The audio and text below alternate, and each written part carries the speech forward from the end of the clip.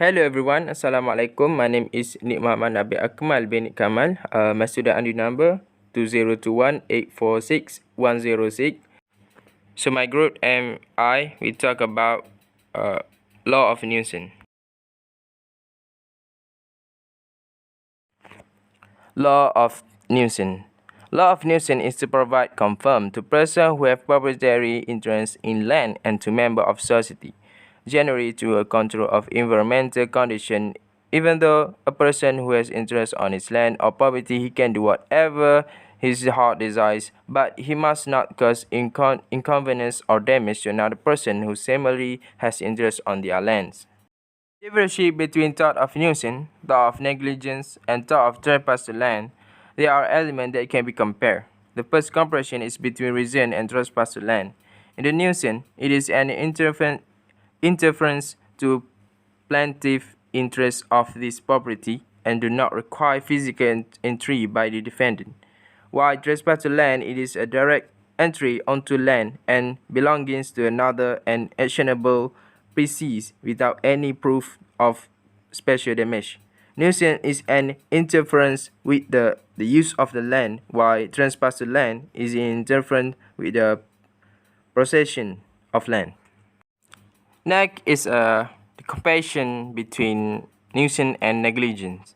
Nuisance is an act of omission intentional, while negligence act that is not intentional and can cause annoyance.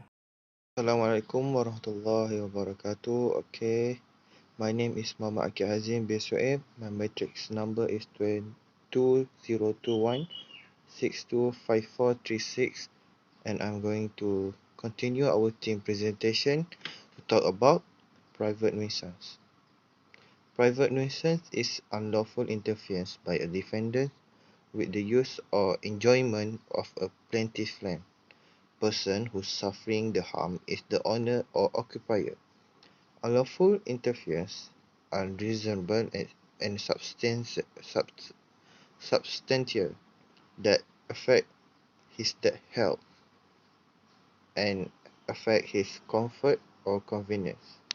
Common example for private nuisance is noise and vibration.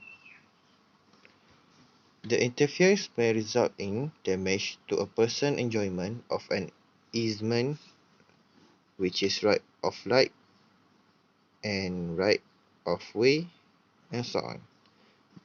Next, damage of property, blocked drain that flooded another land.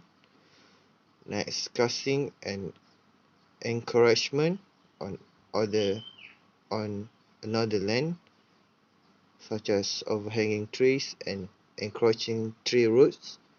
Next, annoyance, which is obnoxious smells, fume, noise, dust, sewage, and keeping animals.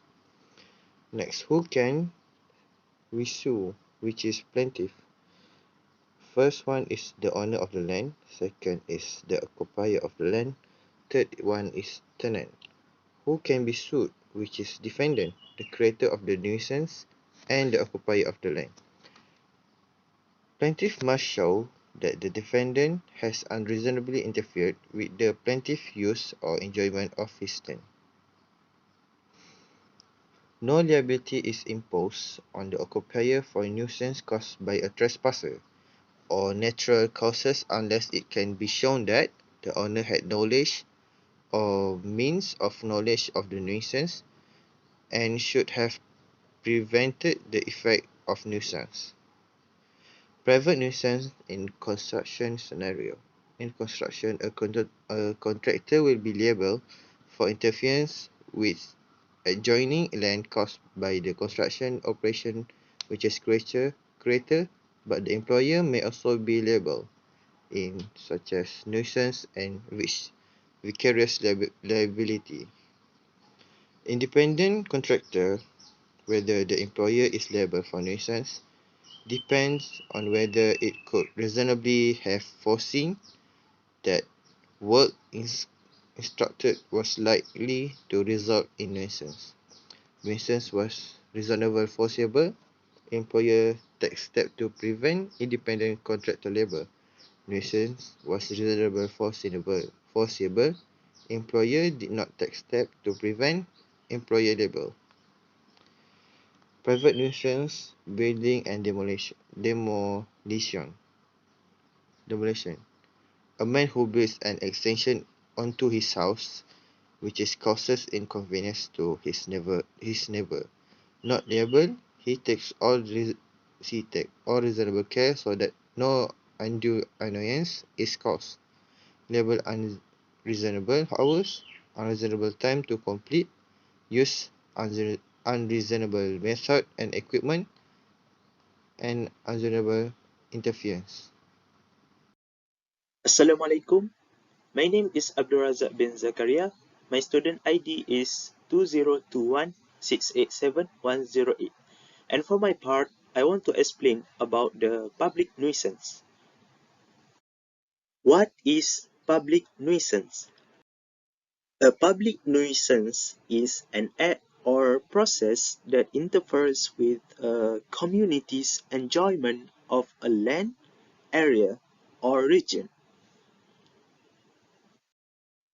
What it includes? Many people ask me about this. For your information, a public nuisance may include anything that disturbs the health and safety of a community of people. It can also include things that are not particularly unsafe or unhealthy but annoy the general public and keep people from being comfortable in a community. In case you don't know, nuisance can be divided into two categories. One is private and the other one is public. My friend already explained to you about the private one. So, what about the public? A public one, on the other hand, affects everyone in a community or most of the people who live, work, or do business there. There are many different types of behavior, acts, and processes that can be considered public nuisance. First example is a person may decide to take his clothes off and bathe in a public creek within sight of his neighbors, causing a public nuisance. The second example is a person may own a large, aggressive dog and allow him to exit the house unleashed. If he intimidates neighbors and other dogs, beating them or even just growling and acting as if he will bite, this is another example of this type of act. Public nuisance in business.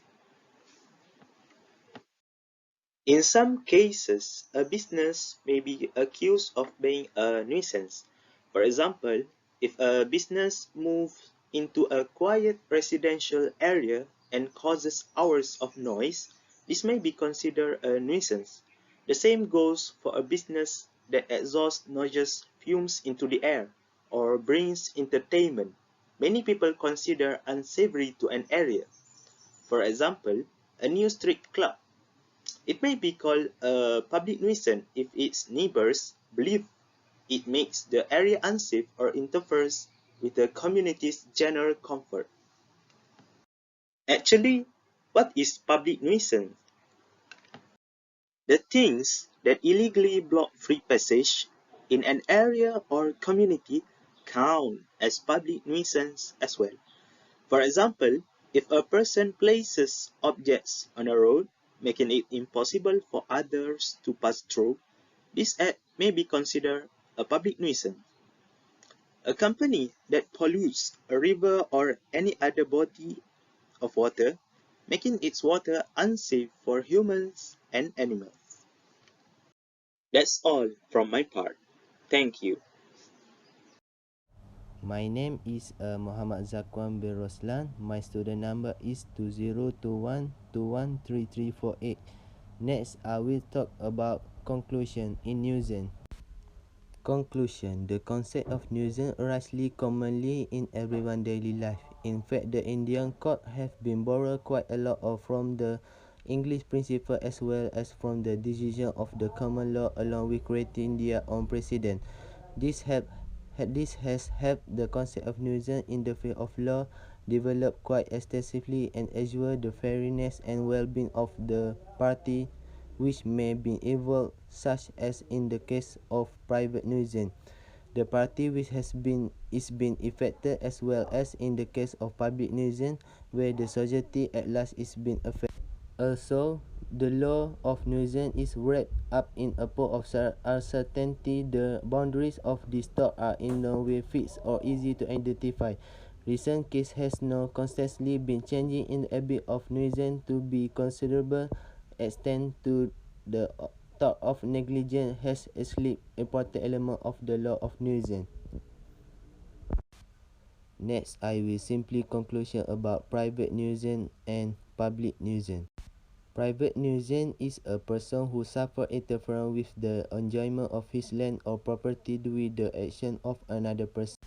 Also, a private nuisance usually is caused by a person doing something on his land which he is lawfully entitled to do, but which becomes a nuisance when the consequence of his act extend to the land of his neighbor by, for example, causing physical damage. A private nuisance is actionable in tort. Public nuisance. A person unreasonably interferes with a right that the general public share in common. Also, a public nuisance arises from an act that endangers the life, health, property, moral, or comfort of the public or obstruct the public in the exercise or enjoyment of the right common to all. A public nuisance is actionable in tort and can also be a criminal offence.